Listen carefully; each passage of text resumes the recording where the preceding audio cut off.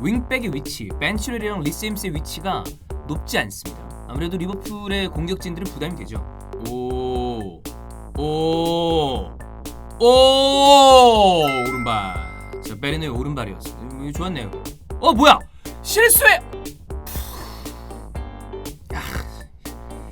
이런 상대 미스가 기회가 돼야 되는데 저는 좀 아깝네요. 리버풀 압박 강도면 어떤 선수들도 어려워할 거예요. 이거 뒷공간 이거 온인가요? 오비인가요? 알리송! 야! 오비야?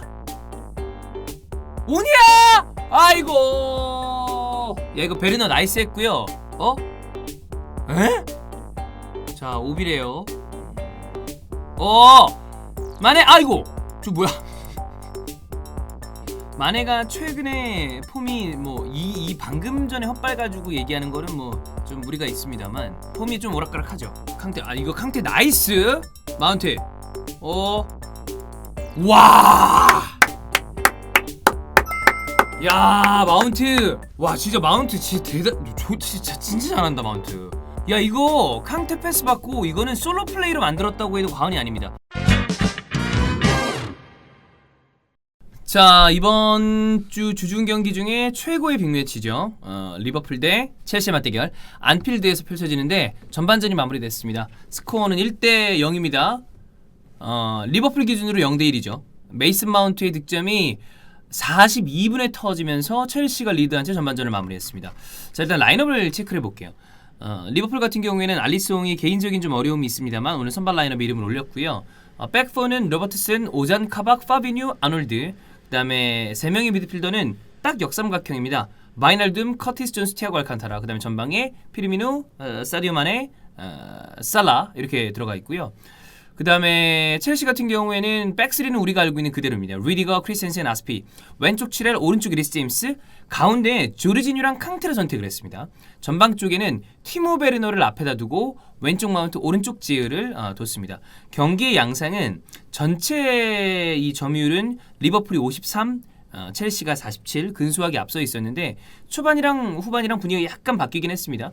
초반에 리버풀의 압박에 아주 센 프레스에 첼시가 지난 맨유전과 마찬가지로 조금 눌리는 느낌이었습니다. 특히나 백스리와 캉테, 조르지뉴 이 빌드업의 시작 지점에 리버풀의 선수들이 되게 강한 이 압박을 넣으면서 후방 빌드업에 좀 어려움을 겪는 느낌이었는데 그 이후에는 그래도 또 첼시도 올라오는 느낌도 있었고 다만 그건 있습니다. 오늘 첼시가 본인들이 지배력을 높게 가져가려는 어떤 그런 움직임 혹은 압박에 눌리는 거 이런 여러 가지 상황이 종합적으로 나오는 게 경기니까. 그런데 윙백 라인 왼쪽 칠렐 오른쪽에 리스 제임스의 라인을 봤을 때는 오늘은 구태여 우리가 리버풀이랑 맞불을 놓고 이런 어떤 그런 거보다는 조금은 이전보다는 약간 후방에서 리버풀이 압박의 라인이 높기 때문에 그 후방을 노릴 수 있는 어떤 카운터도 칠 수 있다라는 생각을 염두에 두고 온 것 같아요. 실제로 투엘은 경기에 따라 양상에 따라 상대에 따라 그런 전략을 취할 때도 있습니다. 두 장면 정도를 이야기하고 그 이후에 선수들에 대한 이야기를 하면 될 것 같은데 일단 알리송의 크나큰 미스 이후에 베르너가 골망을 흔들었습니다. 옵사이드로 골은 취소됐습니다.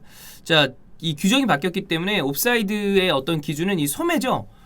모르겠습니다. 이거에 대해서 이야기하는 게 굉장히 무의미한데 이 소매 선도 두껍고 나는 그게 이게 지금 이 EPL 팀 20개 팀을 응원하는 각자의 팬들은 어떤 이 팀이 저렇다 저 팀이 저렇다라는 게 의미가 되게 무의미해요. 왜냐하면 PL에서 뛰는 팀들 클럽을 응원하다 보면 그 어떤 팀도 피해를 받을 수 있습니다. 그냥 이 지금의 어떤 그 선을 긋고 지랄병하는 나는 VAR이 과연 진짜 이 옵사이드를 가려내기 위한 룰인지 아니면 옵사이드를 위한 옵사이드를 찾아내는 것인지 뭔지 모르겠어요. 그래서 어쨌거나 취소됐고요. 그 이후에 득점 장면은 은골로 캉테가 그 이전에 크로스로 올라오는 게 조금 정확하지 않았고 튕겨서 나온 공을 롱킥을 통해서 빌드업을 했고요. 메이슨 마운트 오늘 경기 첼시의 공격진 중에서 가장 활발했던 메이슨 마운트가 그 롱킥을 받아서 안쪽으로 파고들면서 아주 멋진 슈팅으로 득점으로 연결을 시켰습니다. 자, 일단 리버풀을 보면 공격진의 정확도에 아쉬움이 있습니다. 살라는 오늘 패스가 나쁘지 않음에도 불구하고 그냥 그 이후에 어떤 생산적인 부분이 피르미누나 마네 쪽에서 나오지 않았고, 마네 피르미누 아주 좋은 모습까지는 아닙니다. 피르미누는 뭐 최근에 계속 폼이 안 좋죠. 왔다 갔다 하니까. 그리고 마네도 이번 시즌 조금 아쉬움이 있습니다. 그러면서 전체적으로 이 리버풀 선수들은 조금 아쉬움이 있었다. 자, 반대로 가면 첼시는 좋았던 선수와 좋지 않았던 선수가 좀 명확합니다. 오른쪽 라인은 아쉬워요. 오른쪽에 리스 제임스는 최근 들어서 폼이 그렇게 썩 좋은 선수는 아니죠. 그리고 하킴 지효는 오늘도 개인적으로는 뭐 실망스럽습니다. 전체적으로 이 선수의 킥이나 뭐 본인의 시야 이런 게 뭐 이 선수의 쓰임새와 롤에 대한 이야기를 하기 전에 개인적인 폼이 썩 좋아 보이지 않아요. 그래서 하킴 지효는 오늘도 부진하다. 우측 라인이 좀 안 좋고요.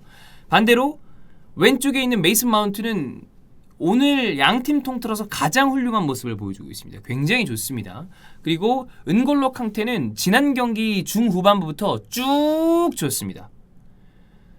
특히나 수비적인 부분에 있어서 캉테는 원래 탁월한 모습을 보여주는 선수인데 그 이외에도 공을 몰고 가는 어떤 중간중간에 나는 움직임, 사실 오늘 저는 개인적으로 캉테는 선발 라인업에 이름을 올릴 줄 알았는데 코바치치가 나올 줄 알았거든요. 근데 조르지뉴 캉테가 나와서 뭐 그리 나쁘지 않은 모습을 보여주고 있고, 조르지뉴도 리버풀의 압박에 엄청나게 호동되는 모습을 보이지 않을까라는 어떤 그 걱정에서는 벗어나 있습니다. 괜찮아요. 네, 캉테 조르지뉴 라인은 좋고, 특히나 캉테는 중원에서 지난 경기 중반부부터 쭉 좋다. 오늘 경기에서도 캉테는 괜찮다. 이 정도만 보면 될 것 같습니다. 어쨌든 지금 첼시는 리스 제임스와 벤치렐 라인이 좀 내려와 있어요. 그리고 리버풀이 쭉 라인을 높였을 때 그 후방을 노릴 수 있는 어떤 그 공격들이 나오고 있는데, 전반전에 골 취소가 됐습니다만 티모 베르너가 최근에 지속적으로 움직임이 좋아요. 베르너는 언제나 90분 내내 활발하게 뛰고 본인의 속도를 이용해서 상대 수비수들을 좀 귀찮게 하는 스타일인데, 오늘 이 리버풀의 라인이 높고 베르너의 어떤 좋은 움직임이 배합이 된다면 몇몇 장면에서 그런 어떤 경합 매치업 장면에서 뭐 로버트슨이나 이런 선수들에게 막히거나 옵사이드가 나오는 장면도 있었는데, 굉장히 불안한 오잔 카박과 매치업이 됐을 때는 불안함이 있을 수 있다. 베르너의 움직임이 굉장히 좋기 때문에 리버풀은 거기에도 신경을 써야 될 것으로 보이고, 슈팅이 나오는데 첼시 6개, 리버풀이 2개입니다. 첼시가 지금 본인들이 만약에 이런 경기 흐름을 원한 거라면 잘 만들고 있습니다. 후반에 이어가죠. 리버풀 역사에 없는 이 홈 5연패를 그 대단한 감독인 클롭이 좀 좋지 않은 기록을 작성을 한다면 그것 또한 아이러니한 것이 아닌가. 야, 이거 안 주네. 어디에 장단을 맞춰야 될지 모르겠다. 야, 이거 알리송 잘 막았습니다. 오, 뭐야? 방금 그거 지우고 어떻게 막은 거야 이거? 와, 이번엔 좋았는데 왼쪽이 마운트랑 치렐이 있기 때문에 아주 좋은 그림 만들었고, 방금은 또 지우가 잘 꺾어 찼는데 이게 막히네요. 마네. 오, 야, 크리스텐슨 좋다. 자, 살라를 뺍니다. 포워드 3명 중에 그래도 살라가 제일 괜찮았던 것 같은데 일단 보죠. 지금 느낌은 뭐 마지막에 또 봐야 알겠지만 첼시의 미드필더랑 수비 라인이 견고하니까 리버풀의 안 그래도 날카로움이 떨어지는 지금 공격진이 뭔가를 할 수 있을까라는 생각이 계속 드는데, 득점은 메이스 마운트가 있고요. 스코어 1대0. 이거 경기 끝나겠네. 와, 씨. 투엘 대단한데 진짜. 자, 경기 종료됐습니다. 스코어는 똑같이 끝났습니다. 1대0. 이 메이슨 마운트의 득점이 결승골이 됐고요. 후반전은 득점 없이 그대로 경기가 마무리가 됐습니다. 자, 경기 양상은 후반부에는 리버풀이 더 몰아붙였습니다만, 이 많은 분들이 놀라워했던 그 스탯, 리버풀의 유슈팅이 단 하나에 그쳤다는 거. 슈팅이 후반전에 리버풀이 5개가 나왔거든요. 그러니까 전반 2개, 후반이 5개였어요. 그래서 총 7개 슈팅을 했는데 온타겟 유슈팅이 하나였습니다. 첼시는 전반 6개, 후반 5개, 유효 슈팅은 전반 2개, 후반 3개에서 총 5개 유효 슈팅이 있었습니다. 이거 우리 프리뷰 때도 얘기를 했는데, 클롭은 리버풀 역사상 가장 위대한 감독들 중에 하나입니다. 챔피언스리그 우승을 차지했고요. 그 다음에 정말 오랫동안 차지하지 못했었던 많은 리버풀 팬들이 그래서 슬퍼했던 리그 우승을 차지한 감독입니다. 근데 올해 많은 어려움이 겹쳤죠. 그것은 비단 클럽의 책임, 감독은 모든 간에 책임이 있는 거니까. 보드진도 그렇고 여러 가지 뭐 부상, 코로나 상황 여러 가지가 겹쳤는데 어쨌든 이렇게 훌륭하고 대단한 감독, 지난 시즌에 리그를 우승하면서 디펜딩 챔피언이었던 리버풀 이끄는 클럽이 안필드에서 5연패를 하는 리버풀 역사상 처음 있는 이 오명을 함께 썼다는 것이 굉장히 아이러니한 일이 아닌가라는 생각이 듭니다. 후반부에 교체 투입을 한 선수들이 있었습니다. 조타도 오랜만에 나왔고요. 옥스도 나왔고 밀너도 나왔습니다. 정확하게 어떤 이유인지 지금은 파악하기가 어렵습니다. 왜 살라를 뺐는지 모르겠어요. 피르미노와 마네가 훨씬 더 좋지 않았거든요. 포워드진에서 그래도 살라가 가장 경기에 끼치는 영향력이 좋았고, 그리고 또 득점을 해줄 수 있는, 스탯을 올려줄 수 있는 가장 가까운 선수가 살라라고 봤는데 어떤 이유인지 지금은 정확하게 파악이 안 됩니다만 살라를 뺐습니다. 이런 상황이라면 결과적으로 경기에 패배한 클럽에게는 역시 또 왜 그런 교체를 했는지에 대해서 또 이 아쉬움이 남을 수 있겠고 책임을 물을 수도 있겠고 그런 상황이고. 자, 첼시 같은 경우에는 여전히 무패입니다. 투헬이 부임한 다음에 경기를 치르고 있으면서 무승부는 3번이 있었습니다. 소튼전, 메뉴전, 그리고 첫 번째 경기 울버햄튼전. 근데 오늘은 전체적으로 아까 경기 끝나자마자 얘기를 했습니다만 참 이 축구가 11명이 뛰는 이 스포츠가 감독의 힘이 뭐 대단하구나.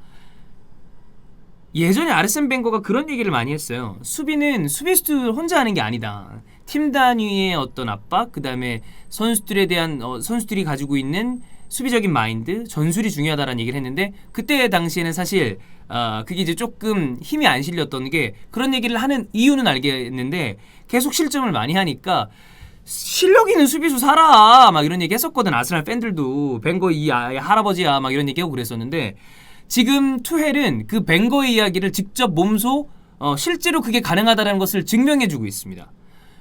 크리스텐센, 리디거, 아스필리쿠에타, 아스피는 그렇다 치지만 리디거와 크리스텐센은 많은 첼시 팬들이 굉장히 좀 신뢰하지 못하는 수비수였죠. 근데 이번 경기도 그렇고 최근에 보여주는 어떤 그런 폼은 라인을 유지시키고 간격을 잘 유지하고 그 다음에 어떤 움직임을 보여주고 어떤 스타일의 이 대형을 짜느냐에 따라서 불안감이 있었던 수비수들도 안정적으로 바뀔 수 있다라는 것을 투헬이 보여주고 있고요. 오늘 또다시 놀랐던 건 캉테는 수비적으로 봤을 때 아까 전반전에도 칭찬했잖아요. 잘합니다. 근데 조르지뉴도 사실 엄청나게 고전할 거라고 봤는데 잘했습니다. 물론 뭐 멋있게 탈압박한 다음에 파비뉴한테 패스라는 좀 얼척없는 모습도 있긴 있었습니다. 조르지뉴마저 괜찮은 모습이 있었고요. 마운트 더 얘기 안 해도 되죠. 예. 그리고 결정적인 순간에 투헬은 필요하면 수비적인 어떤 그 전술도 쓰는 감독인데 마운트를 빼고 코바치치를 넣으면서 미드필더를 두텁게 조코캉 그 다음에 투톱 형태로 바꿨잖아요. 플리식이랑 베르너를 배치하면서 미드필더를 두텁게 경기를 그냥 끝내겠다 라는 마인드로 마지막 마무리까지 실점하지 않고 완벽하게 경기를 끝냈습니다. 지금의 첼시의 분위기는 챔스 티켓 한 장 우리 거다 라는 생각으로 올라가고 있고 챔피언스리그에서 물론 이 아틀레티코 마드리드도 라리가에서 가장 좋은 모습을 보여주고 있는 팀이고 부상과 징계 등으로 빠져있는 선수들이 2차전에 돌아오겠습니다만 1차전을 사실 굉장히 유리하게 이끌고 왔잖아요. 1대0으로 원정골을 넣은 채로 무실점으로 왔기 때문에 유리한 고지를 선점하고 있는데 지금의 첼시는 느낌상 설사 공격진과 아쉬운 어떤 결정력 때문에 이기지는 못한다 하더라도 과연 이 팀이 많은 골을 실점하면서 경기에 질까? 라는 생각이 들 정도로 단단해 보입니다. 그리고 카이 하버츠가 마지막에 선을 보였는데 이제 언제나 카이 하버츠에 대한 이야기가 채팅창에 나오면 많은 어떤 그 사람들이 뭐 실패 천억 막 이런 얘기 나옵니다. 근데 뭐 단순하게 그냥 지금 딱 잘라서 보면 엄청난 이적료를 줬음에도 불구하고 지금까지도 여러 이슈 다 빼고 부상 막 이런 거 다 빼고 지금 활발하게 뛰지 못하고 있으니까 결과적으로 이번 시즌은 실패다라고 얘기해도 틀린 말은 아니나 제가 전반전 때 얘기를 했는데 코로나를 겪었던 선수들에 대한 어떤 평가는 조금 유보를 하는 게 좋지 않나라는 생각을 하거든요. 제 주변 지인 중에 코로나 확진이 나왔던 사람들 아까 뭐 저희 경기 중에 얘기를 했습니다만 사람마다 천차만별이에요. 어떤 사람은 코로나 확진 양성이 나왔을 때도 아무런 증상이 없다가 경기란다 씨발.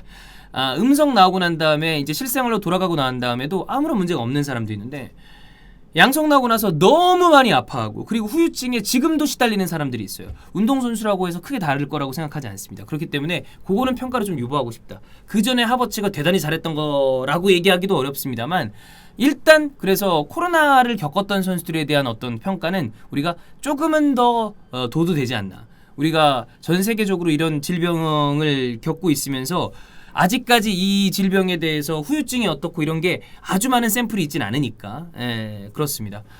여하튼 리버풀은 지금 이 수렁에서 빠져나오기를 너무 어려워하고 있고요. 홈 5연패는 이거 진짜 쉽지 않거든요. 아무리 클럽이라 할지라도 이거 어마어마하게 부담될 거예요. 지금 리그 5경기 그냥 띡 보기에 홈 원정 다 합쳐서 1승 4패고요. 그 위로 올라가면 1승 5패까지 가네요. 6경기에서 5패, 1승 5패. 그리고 첼시는 투엘이 보이만 울버햄튼전에서 무승부, 번리전 승, 첼시전 승, 셰필드 승, 뉴캐슬 승, 소튼 무, 아틀레티코 마드리드 승, 맨유 무, 리버풀 승. 그 다음에 에버튼 리즈전하고 아틀레티코 마드리드까지 3경기가 앞으로 중요한데 지금 느낌으로는 그냥 3경기 다 안 질 것 같아요. 심지어 3연승 그 3경기에 대해서 또 가능해 보이고 그리고 난 다음에 펼쳐지는 경기는 셰필드, 웨스트브로미치 알비온 비교적 수정공, 브라이튼 그렇게 어렵지 않은 일정들입니다. 이 상황이라면 첼시는 챔피언스리그 티켓 한 장을 딸 수 있지 않을까라는 좀 생각이 듭니다. 네. 자 여기까지 하겠습니다, 여러분. 리버풀이 진짜 좀처럼 이 부진에서 헤어나오기를 어려워하네요.